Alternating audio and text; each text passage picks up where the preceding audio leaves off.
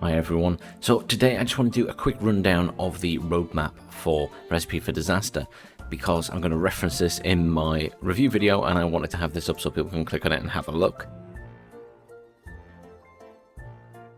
This is something I really love when an early access game has a really good roadmap. Tells me what's going to happen and maybe not when, but what is going to be coming. And if past experience with Dapper Penguin Studios is anything to go by, all of it will definitely be getting put in the game. Some of it will take longer than others, but it will all be put there. So they're going to redesign the character models, bring it to the next level. Great. They're not basic at the moment, but they could be improved. Customer types, so there'll be students, office workers, foodies, and others. Various factors will influence which customer types visit your restaurant. So maybe the type of food you're serving. Are you running a vegan restaurant? Perhaps that's going to play into that. Customer breaking points. Customers will gain a greater awareness of their surroundings, and if they become too aggravated, they'll hit a breaking point with a variety of knock-on effects. Now, I've played the game a bit more since I did the tutorial, which you're about to see, and I've started to encounter maybe some little bits of that coming into the game. A bar area, which is something I'm really excited about for this game, and I've said this to the dev team, and this is a new waiting area which generates additional restaurant income at the expense of requiring more staff. So, you know, a lot of restaurants do this. They'll have a bar at the front where you can sit and have a drink while you wait for a table. Great, that's something that would be really beneficial because at the moment, my people are just sort of queuing outside the customers. In the rain, no less, sometimes. So you need to either have enough tables for them or a bar area would help that problem. An expanded weather system. So a dynamic weather system which affects the thoughts and behavior of staff and customers. So at the moment, it warns you that rain will mean that customers are more agitated, more irritable if they're wet. How much that's playing into the game at the moment, I'm not sure, but I'm excited to see that having an effect. Free play mode, that is now in the game. You will see that in my review. So the free play mode has been added. It was a mode that wasn't going to be for another few weeks, but they've brought it out sooner because people were asking for it. So, you know, this is a dev team who are listening to the community that are playing their game. They've got a scenario editor, which would be great fun because the missions that are in there at the moment for the campaign are a lot of fun. Competitive multiplayer, a head-to-head showdown between rival restaurants, that'll be entertaining. I can think of one person who's involved with this game I will definitely like to play against.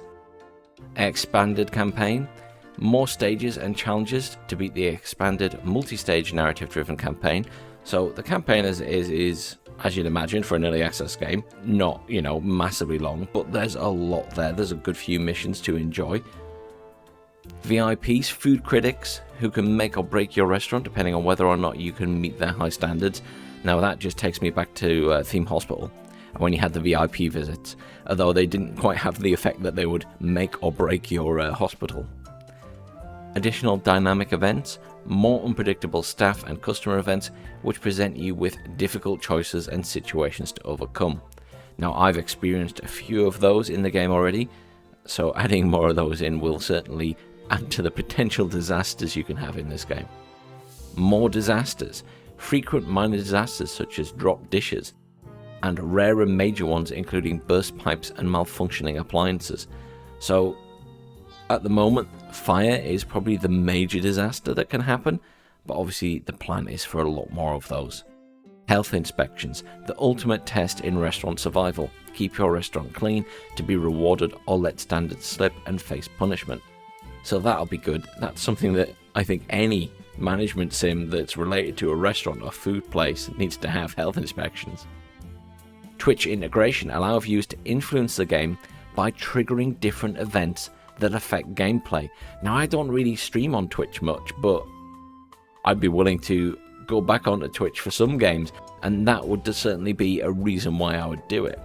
I mean, having the ability to let my viewers trigger a VIP or trigger a disaster even, you know, that sort of thing could be quite fun. Additional Steam Workshop support and modding, fantastic.